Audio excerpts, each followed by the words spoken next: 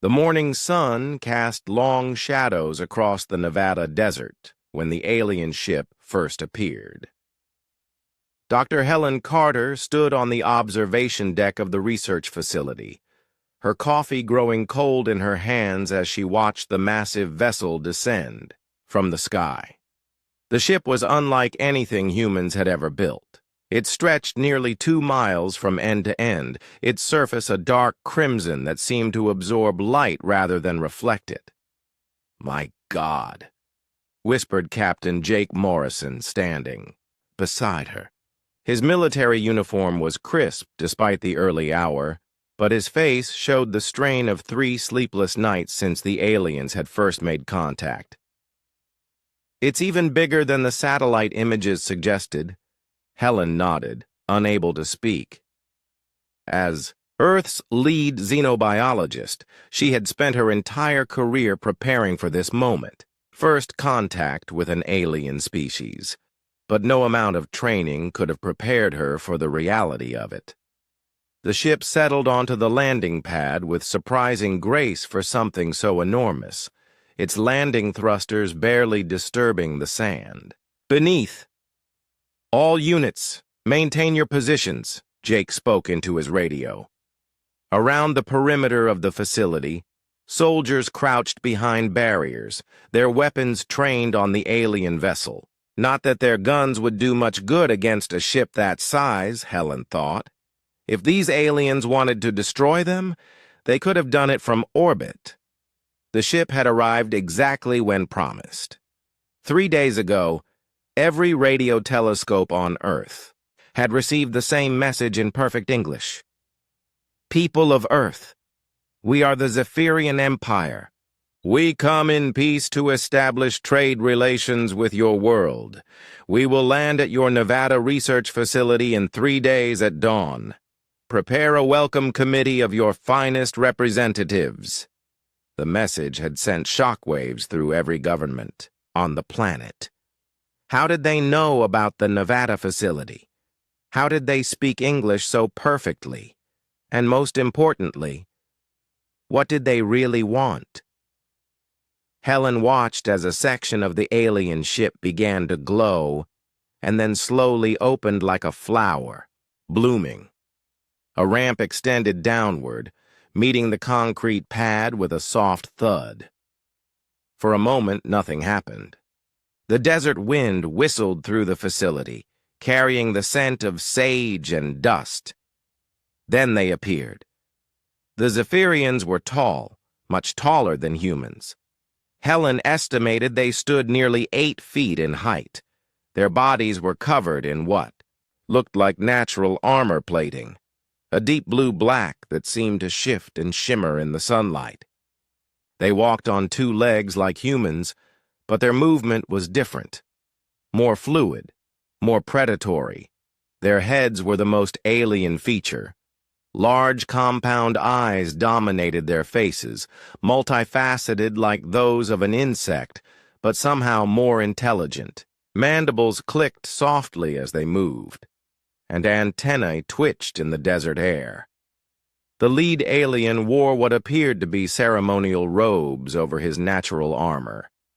He approached the waiting humans with measured steps, his compound eyes scanning the assembled crowd. When he spoke, his voice came from a translation device attached to his chest. "I am Commander Vex of the Zephyrian Empire. We greet you, people of Earth." Jake stepped forward, his hand resting on his sidearm out of habit.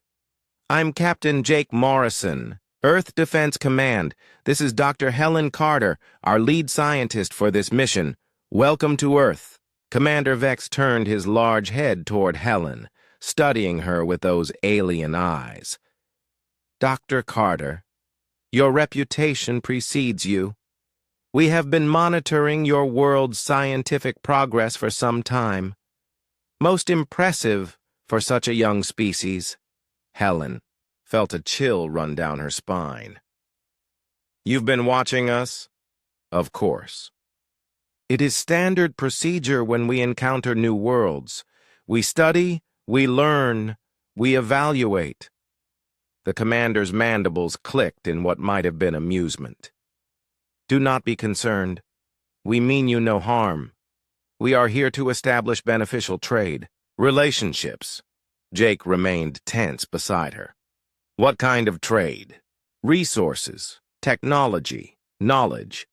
Your world has many things that would be valuable to the Empire, and we have much to offer in return."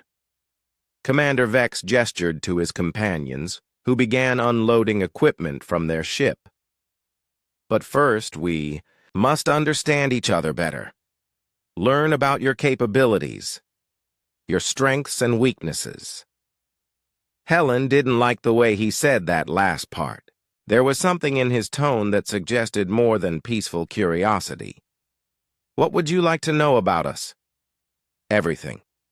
Your population centers, your military capabilities, your industrial capacity, and most importantly, your predators." "Our predators?" Helen exchanged a glance with Jake. "Why are you interested in our predators?" Commander Vex's antennae twitched. "Every world has its apex predators, the creatures that sit at the top of the food chain. They tell us much about a planet's evolutionary development. On most worlds we visit, the local predators are quite formidable. We are curious to see what Earth has produced."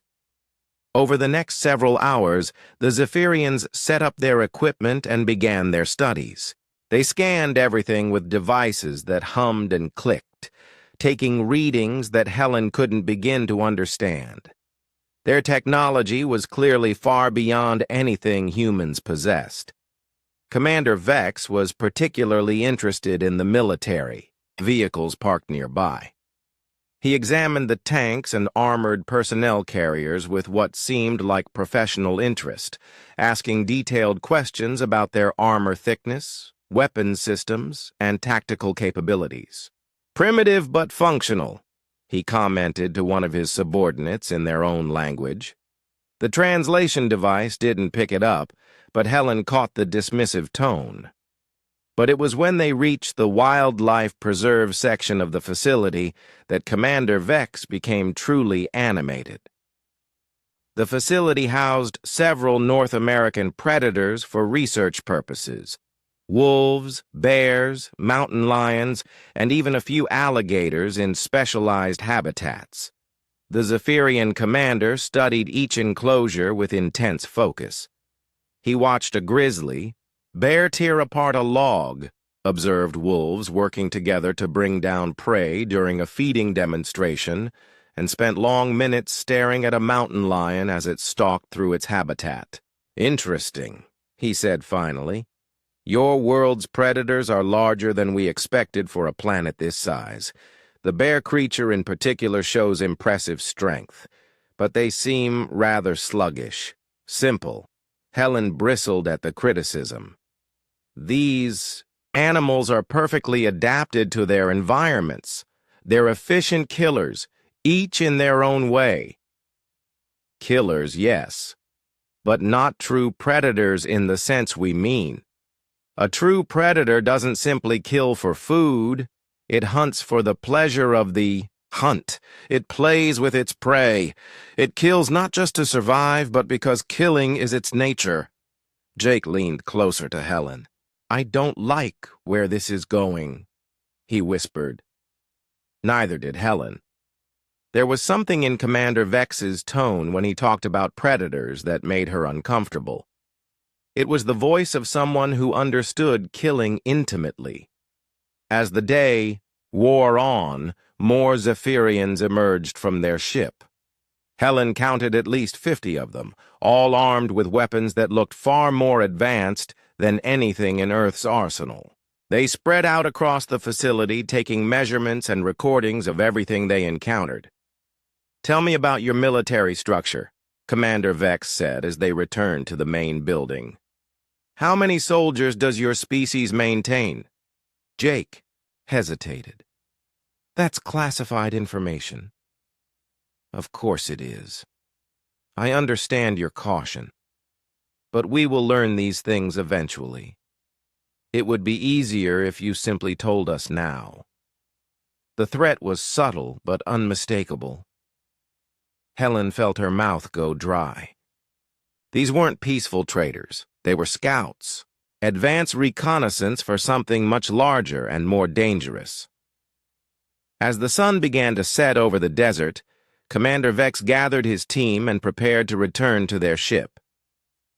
"This has been most educational," he told the assembled humans. "Your world is exactly as we expected, rich in resources, light in defenses, and populated by a species that has never faced true adversity." "What do you mean by that?" Helen asked. Commander Vex's compound eyes fixed on her. "You have never encountered a real predator, Dr. Carter. You think your bears and wolves are dangerous, but they are nothing compared to what exists in the galaxy. Tomorrow we will show you what a true predator looks like. Then you will understand your place in the universe." The Zephyrians filed back into their ship, leaving the humans standing in the gathering darkness. As the vessel sealed itself and powered down for the night, Helen turned to Jake. "We need to contact headquarters immediately," she said. "This isn't first contact. It's an invasion assessment." Jake nodded grimly. "I'll get on the satellite link." "But Helen, what did he mean about showing us a real predator?" Helen stared at the alien ship, its crimson surface now dark against the desert sky. "I don't know, but I have a feeling we're about to find out." In the distance, a coyote howled, its voice carrying across the empty landscape. On any other night, the sound might have seemed lonely. Tonight, it sounded like a warning. The second day dawned gray and overcast, with thick clouds rolling in from the west. Helen Carter stood at her window, watching the alien ship across the compound. She had barely slept, her mind racing with questions and fears about what Commander Vex had planned for today. A knock at her door interrupted her thoughts. Jake Morrison entered, carrying 2 cups of coffee and wearing the same clothes from yesterday. Dark circles under his eyes showed he hadn't slept either. "Any word from headquarters?" Helen asked, accepting the coffee gratefully. Jake shook his head. "They're mobilizing units across the country, but quietly. No one wants to provoke an incident if we're wrong about their intentions." "We're not wrong." Helen sipped her coffee, feeling the bitter warmth spread through her chest. Everything about yesterday screamed reconnaissance. They weren't here to trade. They were here to evaluate our defenses. Before Jake could respond, alarms began blaring throughout the facility. Both of them rushed to the window to see the alien ship opening once again. This time, however, the Zephyrians weren't emerging empty-handed. They were wheeling out large metal containers on hovering platforms. "What do you think is in those?" Jake asked. Helen's stomach tightened. "I think we're about to find out." They hurried downstairs to join the other personnel gathering in the main courtyard. Commander Vex stood waiting for them, his compound eyes reflecting the gray morning light. Behind him, his soldiers had arranged the containers in a precise formation near what looked like a hastily constructed arena. "Ah, Dr. Carter, Captain Morrison," Commander Vex called out as they approached. "Perfect timing. We are about to begin today's demonstration." "Demonstration of what?" Jake demanded. "Why, of true predatory capability, of course. Yesterday you showed us your world's apex predators. Today we show you ours." Helen felt ice form in her stomach. "You brought predators from your world? Here?" "Indeed. It is important that you understand the difference between what you call predators and what we call predators. Your bears and wolves are merely large omnivores with aggressive tendencies. What we have brought represents the pinnacle of predatory evolution." Commander Vex gestured to his soldiers, who began unsealing the first container. This creature is called a shadow maw in your language.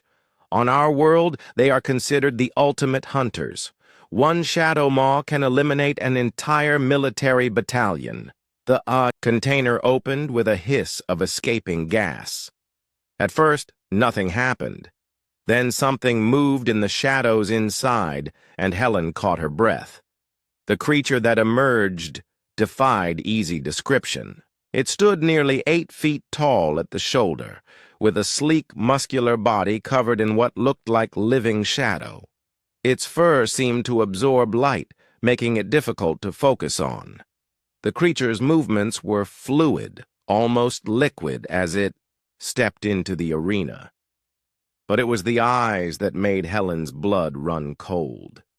They were large, golden, and filled with an intelligence that was both alien and terrifyingly familiar. This wasn't just an animal. This was something that understood the concept of cruelty. "Beautiful, is it not?" Commander Vex said, his mandibles clicking with obvious pride. "The shadow maw possesses retractable claws that can slice through your strongest metals. Its muscles can propel it at speeds that make it appear to teleport. And most importantly, it possesses natural camouflage abilities." As if responding to his words, the creature seemed to flicker and then became nearly invisible. Helen could still make out its outline like heat shimmer on hot pavement, but it would be almost impossible to track in combat. "Now observe, Commander," Vex continued. His soldiers wheeled several targets into the arena: combat drones, armored barriers, and what looked like mannequins dressed in military gear. The demonstration began. The shadow maw moved like liquid death. It leaped from the ground to the top of a 20-foot barrier in a single bound, then dropped down behind the combat drones before they could rotate to track it. Its claws extended with a sound like swords being drawn, and it tore through the armored drones as if they were made of paper. Lieutenant Amy Brooks, who had arrived with the morning shift, stood beside Helen watching the carnage. "Jesus Christ," she whispered. "Look at the speed on that thing." The creature wasn't just fast. It was intelligent. When the drones adapted to its attack pattern, the shadow maw changed tactics. It used the barriers as cover, striking from unexpected angles. It seemed to anticipate where the drones would aim before they even moved. But what truly terrified Helen was the way it played with its targets. When it reached the mannequins, it didn't simply destroy them. It stalked them, circling slowly, allowing them to see it before striking. It was clearly capable of killing them instantly, but chose to draw out the hunt. "This creature enjoys killing," Helen said quietly. "Precisely," Commander Vex replied, apparently having overheard her. "That is what makes it superior to your Earth predators. Your bears kill for food or territory. Your wolves kill for the pack. The shadow maw kills because killing brings it pleasure. It is, as you might say, a perfect killing machine." The demonstration continued for another hour. The shadow maw destroyed every target placed before it with contemptuous ease. Armor that could stop high-caliber rounds was shredded like tissue paper. Barriers designed to withstand explosions were knocked aside like toys. When it was over, the creature stood in the center of the arena, its golden eyes scanning the assembled humans. Helen could swear it was evaluating them, deciding which ones would be the most fun to hunt.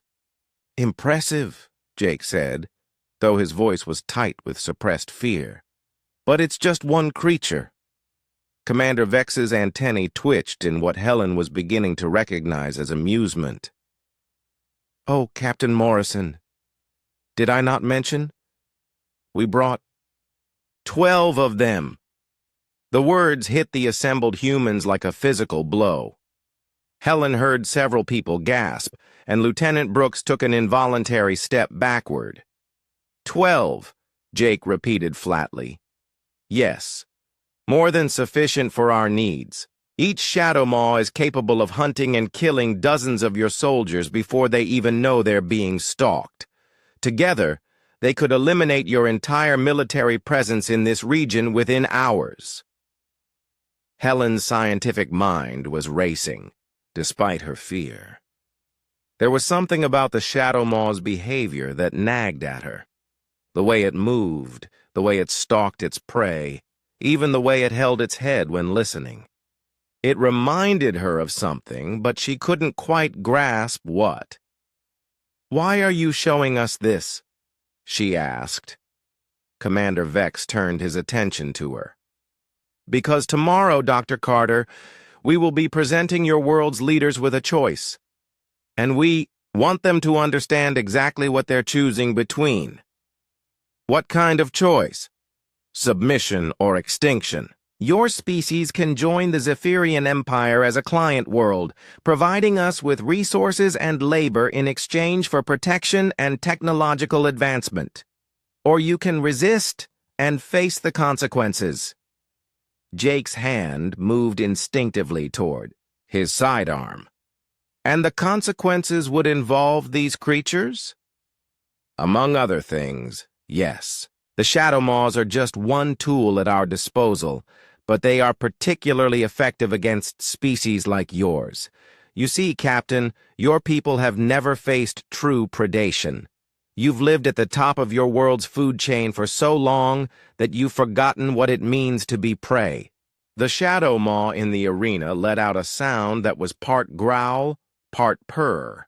It was a sound of satisfaction, of contentment after a successful hunt. The creature began cleaning its claws with its tongue, and Helen noticed that its tongue was barbed, designed to strip meat from bone.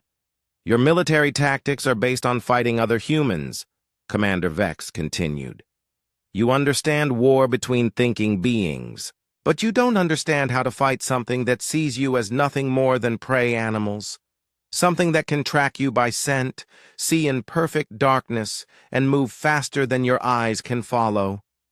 Lieutenant Brooks spoke up for the first time. "Our weapons can still kill it. I saw its blood when it scraped against that barrier."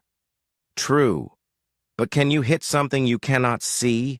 Can you fight something that attacks from shadows? And most importantly, can you do so while it's toying with you, drawing out your fear for its own amusement?"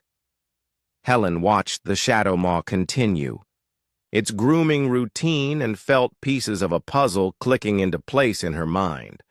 The creature's behavior was becoming more familiar with each passing moment. The way it stretched, the way it flexed its claws, the way it seemed to find satisfaction in the hunt itself rather than just the kill. "We have faced predators before," she said quietly. "Have you? Name one creature on your world that hunts for pleasure rather than necessity." Helen opened her mouth to respond, then stopped. She couldn't think of any large predators that truly fit that description. Bears hunted for food. Wolves hunted for the pack.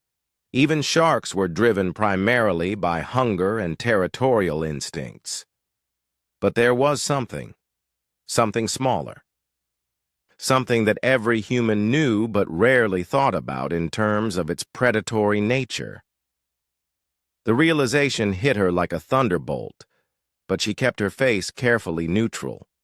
If she was right, and she was becoming more certain by the moment, then Commander Vex had made a serious miscalculation.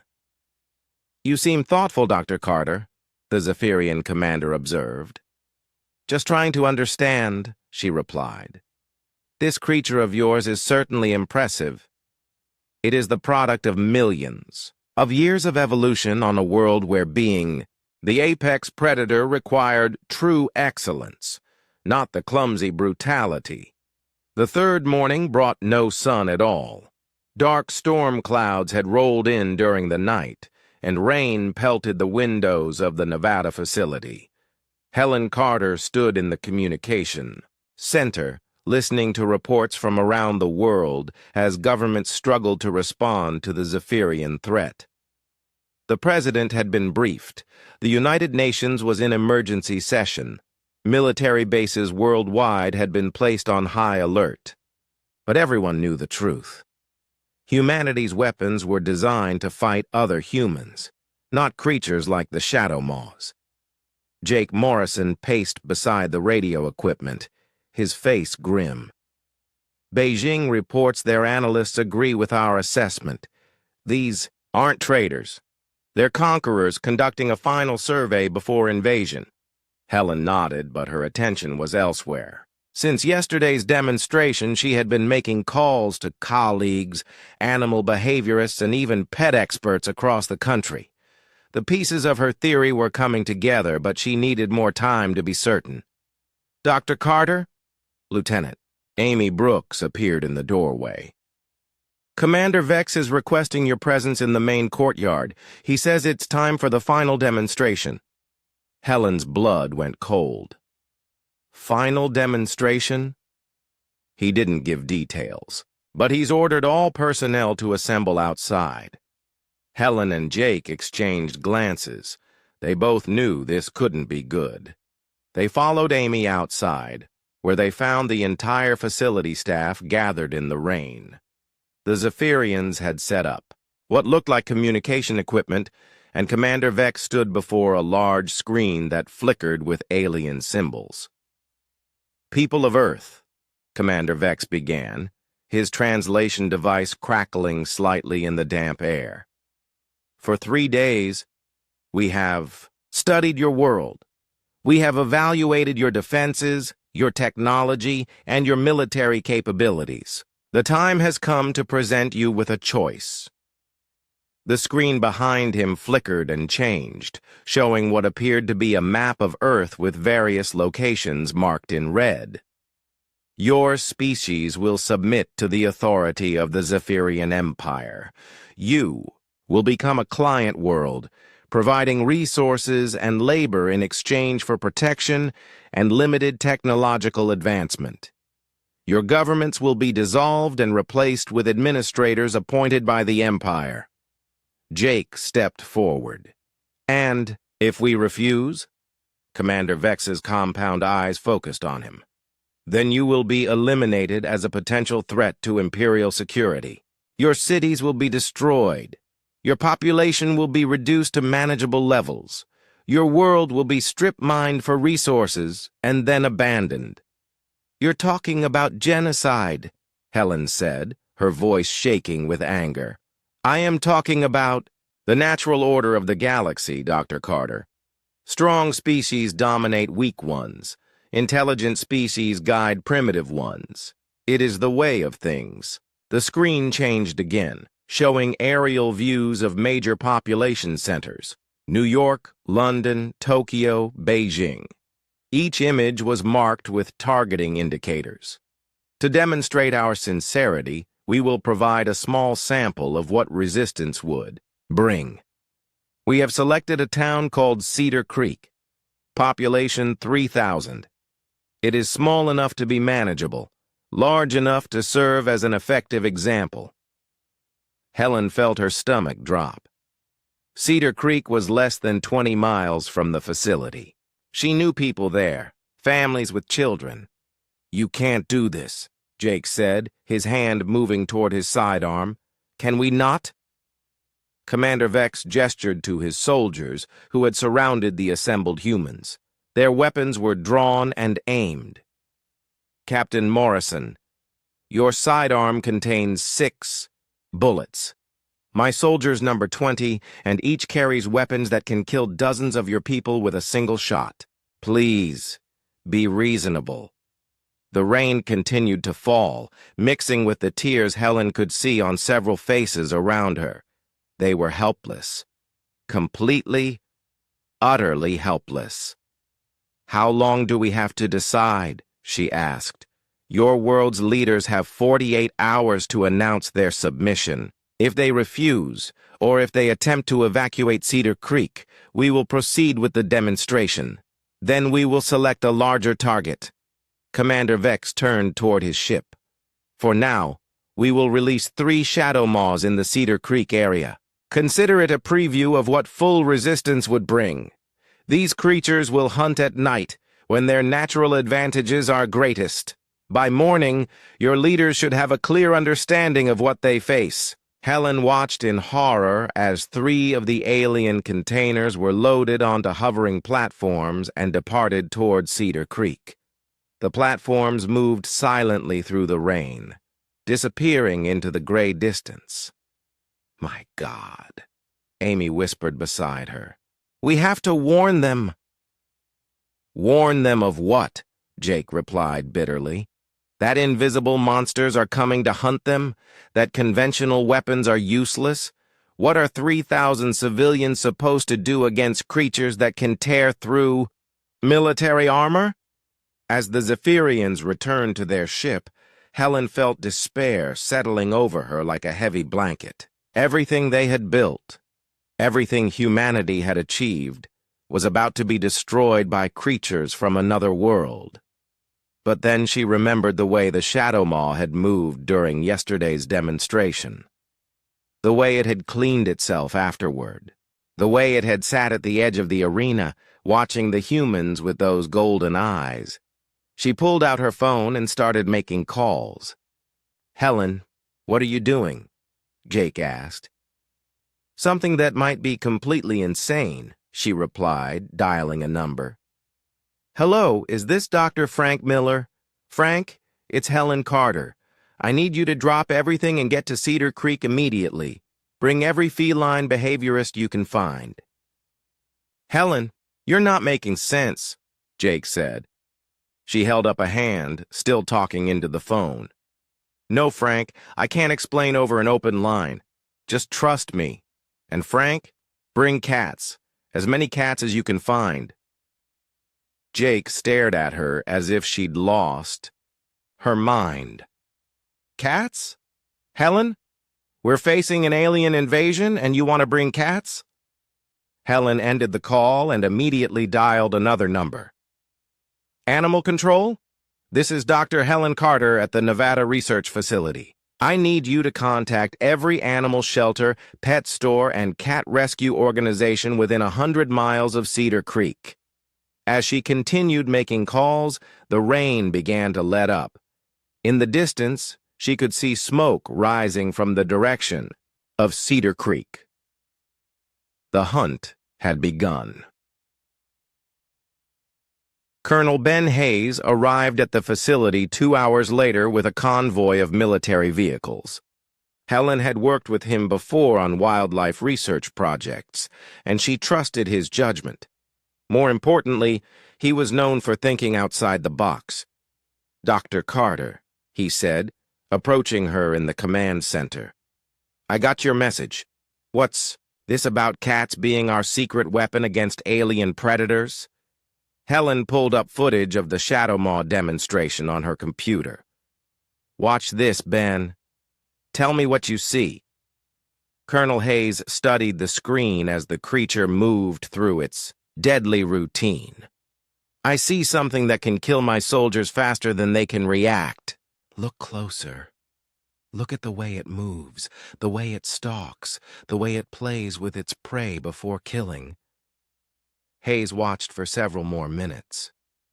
"Okay, it's obviously a predator. But what does that have to do with cats?" "Everything." Helen switched to a different video, this one showing a house cat hunting a mouse in someone's backyard. "Now watch this." For the next few minutes, Hayes compared the 2 videos. Slowly, his expression began to change. "The movement patterns are similar," he admitted. "The stalking behavior. But Helen, we're talking about a creature the size of a small truck versus a house pet. Size isn't everything in predator relationships," Helen replied. "It's about instinct, intelligence, and evolutionary programming. Ben, I think the Shadow Maws are essentially giant cats. And if I'm right, then Earth's cats might recognize them as competition." "That's a hell of a theory to bet." "Lives on. It's the only theory we have. Reports began coming in from Cedar Creek as darkness fell. The Shadow Maws had reached the town and begun their hunt. Phone calls to the local police were frantic and confused. People reported seeing shadows moving between buildings, hearing sounds, like giant cats purring in the darkness. The first confirmed kill came at 9:30 p.m.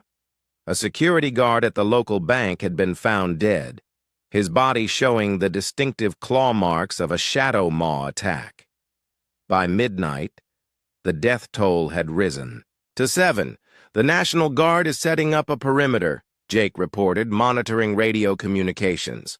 But their orders are to contain, not engage. Command doesn't want to provoke the aliens into escalating. Helen barely heard him. She was watching live satellite feeds from Cedar Creek, looking for something specific.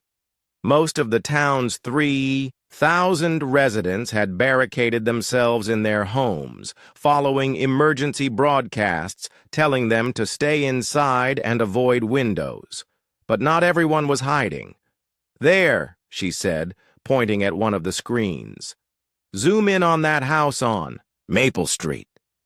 The camera focused on a small ranch house where a porch light illuminated the front yard. Standing in the middle of the yard was a large orange cat, its back arched and fur standing on end. The cat was facing something in the shadows at the edge of the yard, something the cameras couldn't quite pick up. "Is that cat facing off against a Shadow Maw?" Amy asked, leaning over Helen's shoulder. "I think so. And look at its posture. That's not fear. That's territorial aggression."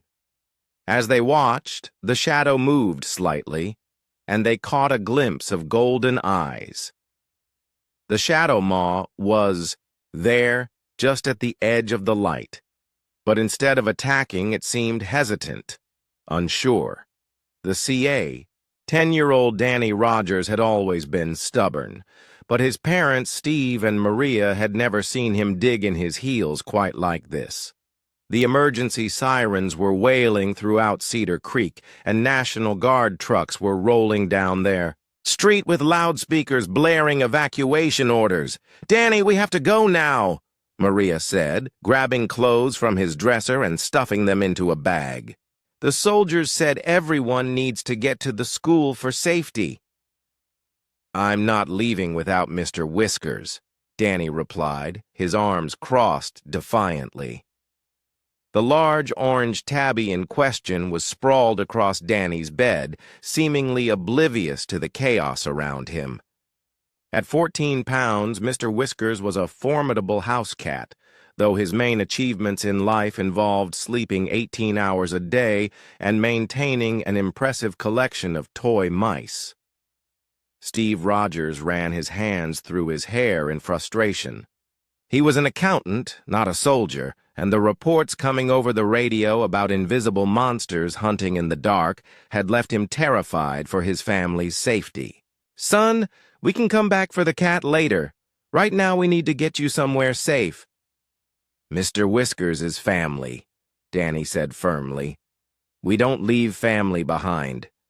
Outside, they could hear the rumble of military vehicles and the shouted orders of soldiers setting up barricades. The entire town was being evacuated to the high school gymnasium, where the National Guard promised they would be protected from whatever was hunting in the darkness. Maria knelt beside her son. "Danny, honey, I love Mr. Whiskers too, but the soldiers say there are dangerous animals loose in town, wild animals that might hurt pets." "Then Mr. Whiskers needs us even more," Danny replied with the iron logic of a 10-year-old who had made up his mind. Steve checked his watch. It was already 6 p.m. and the sun was setting behind the storm clouds. According to the emergency broadcasts, the creatures only hunted at night. They had maybe an hour before dark. "Okay, new plan," he said, making a decision that went against every parental instinct he had. "We barricade ourselves in the basement. We take food, water, flashlights, and Mr. Whiskers. We wait it out until morning, then evacuate with everyone. Else. Maria stared at her husband. Steve, the soldiers said to evacuate immediately. The soldiers also said these things hunt at night and can track movement. I'd rather be locked in our own basement than running around in the dark with a scared cat. Danny's face lit up with relief. Thanks, Dad. As darkness fell over Cedar Creek, the Rogers family settled into their basement with enough supplies to last the night. Steve had moved their heaviest furniture in front of the basement door and checked every window twice. Maria had prepared sandwiches and filled water bottles. Danny sat in the corner with Mr. Whiskers, scratching behind the cat's ears. For the first few hours, everything was quiet. They played card games by flashlight and tried to ignore the occasional distant sounds that might have been wind or might have been something else moving through the town above. It was just after midnight when they heard the footsteps on their front porch. Steve froze, his hand on the baseball bat he'd brought downstairs.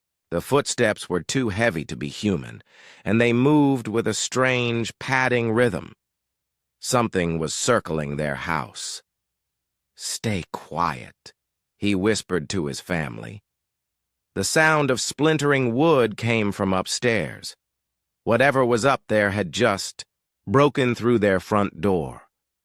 Maria pulled Danny closer to her, and they all held their breath as the footsteps moved through their living room, then their kitchen. The creature was searching the house, room by room. Mr. Whiskers, who had been dozing peacefully in Danny's lap, suddenly raised his head. His ears swiveled toward the ceiling, tracking the movement above. The cat's body language changed completely. His muscles tensed, his pupils dilated, and the tip of his tail began to twitch. The footsteps were moving toward the basement door. Steve gripped his baseball bat tighter, knowing it would be useless against whatever was coming. The creature had torn through their front door like it was made of paper. A wooden bat wouldn't even slow it down. The basement door creaked as something pressed against it from the other side. The furniture Steve had piled in front of it began to shift and groan under the pressure. That's when Mr. Whiskers did something that surprised everyone in the basement, including himself. The 14-pound tabby cat stood up, walked to the bottom of the basement stairs, and let out the most threatening sound any of them had ever heard him make. It wasn't a meow or even an angry hiss. It was a deep, primal growl that seemed to come from somewhere ancient in his genetic memory. The pressure on the basement door stopped. Mr. Whiskers arched his back, making himself appear larger. His fur stood on end, transforming him from a lazy house pet into something that looked genuinely dangerous. He took 2 steps up the stairs and growled again, this time adding a hiss that echoed off the basement walls. From the other side of the door, they heard something that made Steve's blood run cold. It was a sound like a giant cat purring, but there was nothing pleasant about it. It was the sound of a predator considering its options. Mr. Whiskers responded with another growl, this one even more threatening than the first. He had positioned himself halfway up the stairs, blocking the path to his family. His tail was puffed up like a bottle brush, and his yellow eyes were fixed on the door above. The purring sound stopped. For a long moment, there was complete silence. Then they heard the heavy footsteps moving away from the basement door. Back, through the house and out into the night. Danny was the first to speak. Mr. Whiskers scared it away. Steve stared at his cat in amazement. The tabby had returned to normal, his fur settling back down as he walked calmly back to Danny's lap and began purring. It was as if nothing had happened. "That's impossible," Maria whispered. "How could a house cat scare away something that broke down our front door?" but Steve was thinking about what he'd heard on the radio before the evacuation order. The reports had mentioned that the creatures were some kind of alien predator, unlike anything on Earth. What if Mr. Whiskers had recognized something about the creature that humans couldn't understand? They stayed in the basement for the rest of the night, but the creature didn't return. When dawn broke and the all-clear sirens sounded, they emerged to find their front door hanging in splinters and deep claw marks gouged into their hardwood floors. But they were alive, and Mr. Whiskers was purring contentedly in Danny's arms. The National Guard soldiers who came to check on them were amazed to find any civilian families still in their home. Most of the houses in Cedar Creek showed signs of the creature's presence, but only a few had actual casualties. "You folks are lucky to be alive," Sergeant Rick Thompson told them as he examined the claw marks. "These things killed 15 people. Last night. How did you survive?" Danny held up Mr. Whiskers. "Our cat protected us." The sergeant looked skeptical until Steve explained what had happened. As he spoke, Sergeant Thompson's expression grew more thoughtful. "You know," the sergeant said slowly, "most of the families that survived the night had cats. We found 3. Houses where the creatures broke in but didn't attack anyone, all of them had multiple cats." He keyed his radio. "Base, this is Thompson. I need to speak to whoever's in charge of the scientific analysis. I think we might have found something important." As they waited for the response, Mr. Whiskers jumped down from Danny's arms and padded over to the claw marks on the floor. He sniffed them carefully, then looked up at the humans with what Steve could swear was a satisfied expression. "It's like he knows exactly what made those marks," Maria said. "And he's not afraid of it," Danny added proudly. Sergeant Thompson watched the cat's behavior with growing interest. "Ma'am, would you be willing to bring Mr. Whiskers to the command post? I think there are some people who need to meet him." An hour later, Danny and his parents found themselves at the high school, which had been converted into a temporary command center. Scientists and military personnel were interviewing survivors, trying to understand how some families had escaped the creature's attacks. Dr. Helen Carter was there, along with several other researchers Danny had seen on the news. When Sergeant Thompson introduced them and explained what had happened, Dr. Carter's eyes lit up with excitement. "May I examine Mr. Whiskers?" she asked. Danny looked protective. He doesn't like strangers. But Mr. Whiskers seemed perfectly comfortable with Dr. Carter. He allowed her to check his ears, look at his paws, and even measure his body proportions. As she worked, she asked Danny questions about his cat's behavior. "Has he ever hunted mice or birds?" "All the time," Danny replied. "Mom says he's the best mouser in the neighborhood. Does he ever play with his prey before killing it?" Danny looked uncomfortable. "Sometimes. Mom says it's natural for cats." Dr. Carter nodded thoughtfully. "And last night, when he confronted the creature, did he seem afraid?" "No," Danny said firmly. "He seemed angry, like something had invaded his territory." Dr. Carter stood up, her expression bright with the look of someone who had just confirmed an important theory. "Sergeant Thompson, I need to get this information to the Nevada facility immediately, and I need to speak to every cat owner who survived last night." "Why, Doc? What's so special about the cats?" Dr. Carter looked down at Mr. Whiskers, who was now cleaning his paws with the calm confidence of an apex predator. "I think they recognize the alien creatures for what they really are," she said.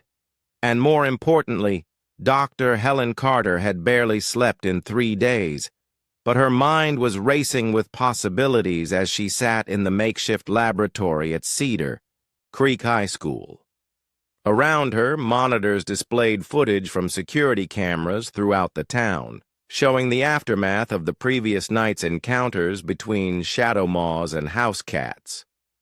Professor Frank Miller arrived at dawn with a van full of feline behaviorists and veterinarians from 3 different universities. Helen had worked with Frank before on wildlife studies, and she trusted his expertise in animal behavior more than anyone else's.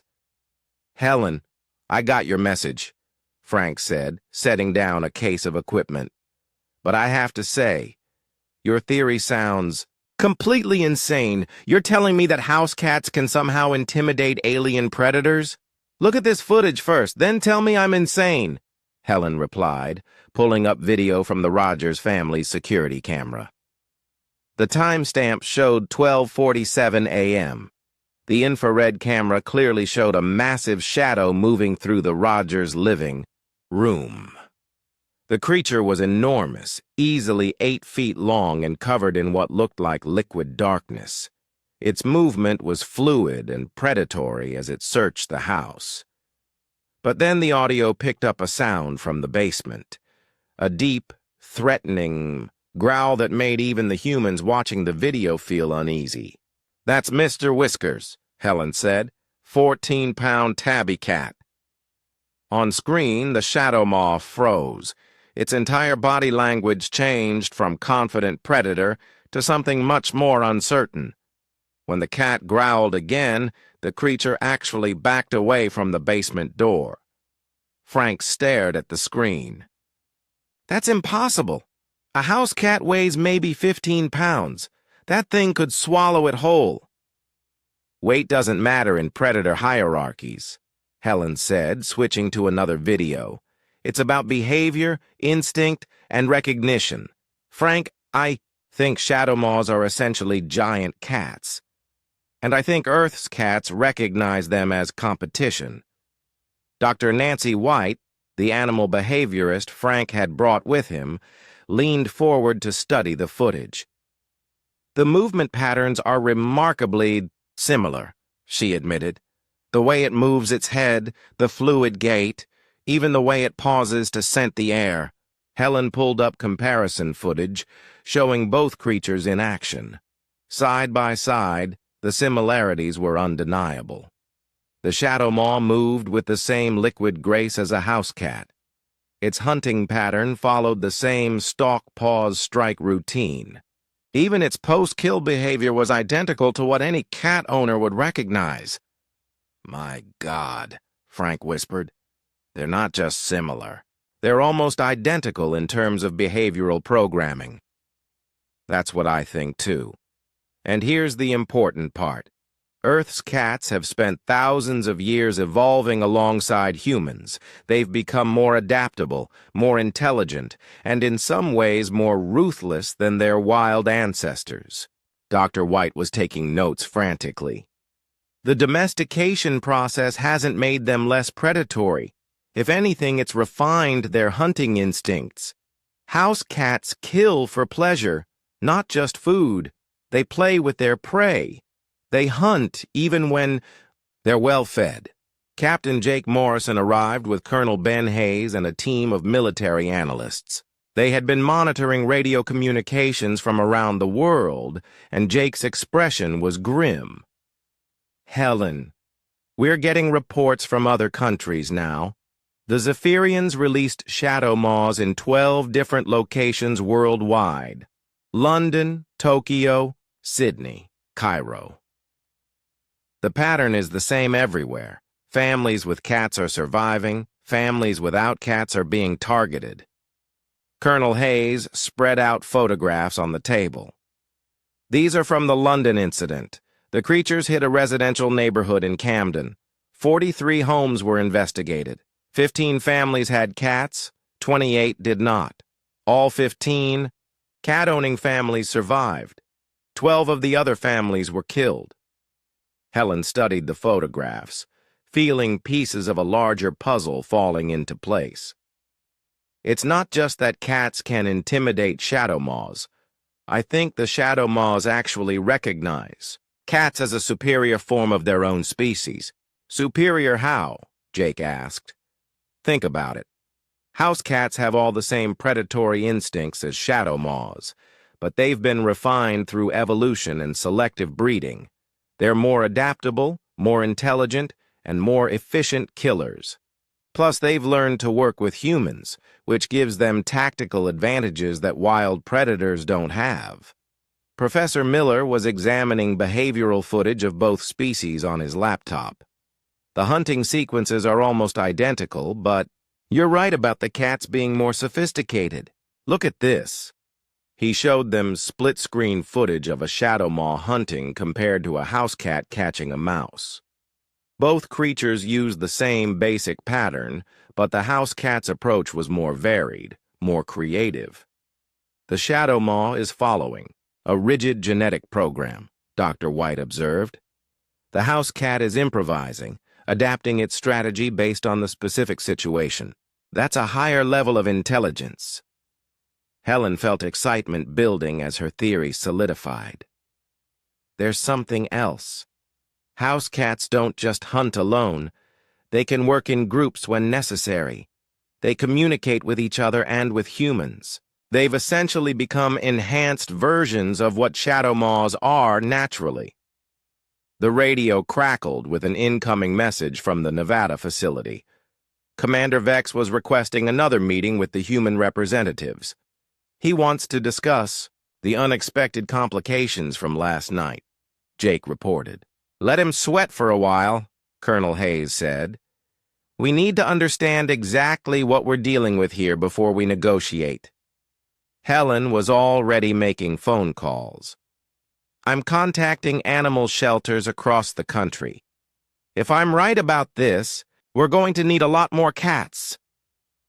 Helen, you can't be serious about using house pets as weapons against alien invaders, Jake said. I'm not talking about using them as weapons. I'm talking about letting them do what comes naturally. If shadow moths recognize cats as superior predators, then the presence of cats should make them hesitant to hunt in those areas. Dr. White looked up from her notes. It makes sense from a behavioral standpoint. In the wild, predators avoid areas controlled by superior predators. It's basic survival instinct. Over the next few hours, reports continued coming in from around the world. The pattern was consistent. Shadow moths were avoiding confrontations with house cats. More importantly, they seemed to be communicating this information to each other. The creatures in London retreated after encountering a group of feral cats near a fish market, Colonel Hayes reported. They haven't returned to that area. Same thing in Tokyo, Jake added. A pack of cats from a local shrine faced down 2 shadow moths. The aliens pulled back and haven't been seen in that district since. Helen felt a surge of hope. They're learning. The shadow moths are intelligent enough to recognize a superior predator and avoid confrontation. Professor Miller had been quiet for the past hour, analyzing footage and taking measurements. Finally, he looked up with an expression of amazement. Helen, I think you're underselling this. I've been comparing the physical capabilities of both species. Pound for pound, Earth's cats are actually more efficient killers than shadow moths. How is that possible? Evolution and environment. Shadow moths evolved on a world where they were the apex predator from the beginning. They never faced serious competition, so they never had to become truly efficient. Earth's cats evolved in competition with dozens of other predator species. They had to become perfect killers just to survive. Dr. White nodded enthusiastically. Plus, the domestication process has created selective pressure for cats that can work with humans. That's given them cognitive abilities that wild predators don't possess. You're saying our house cats are smarter than alien super predators? Jake asked skeptically. I'm saying they're more adaptable, more creative, and better at problem solving. In a straight fight, size would matter. But predator relationships aren't about fighting. They're about dominance and recognition. Helen's phone rang. It was Danny Rogers calling from the evacuation center. Dr. Carter? Mr. Whiskers is acting. Weird again. He keeps staring at the woods outside the school and making that growling sound. Helen looked out the window toward the tree line. Danny, I need you to keep Mr. Whiskers inside, but keep watching his behavior. If he seems agitated, it might mean the shadow maws are nearby. Okay. But Dr. Carter, some of the other cats here, are acting the same way. It's like they all sense something. After ending the call, Helen turned to the assembled group. We need to test this theory properly. If I'm right, cats aren't just intimidating individual shadow maws. They might be establishing territorial dominance over entire areas. Colonel, Hayes checked his watch. The Zephyrians are expecting an answer to their ultimatum in 18 hours. What exactly are you proposing? I'm proposing we show Commander Vex that Earth already has apex predators, and that his shadow maws have just met their match. Frank Miller looked at Helen with a mixture of admiration and concern. You want to pit house cats against alien killing machines? I want to let house cats do what they've been doing for thousands of years. Establish themselves as the top predators in their territory. The difference is, this time their territory is the entire planet. As if summoned by her words, a large gray tomcat appeared at the window, pressing its face against the glass. Its yellow eyes were alert and focused, scanning the room with the confident gaze of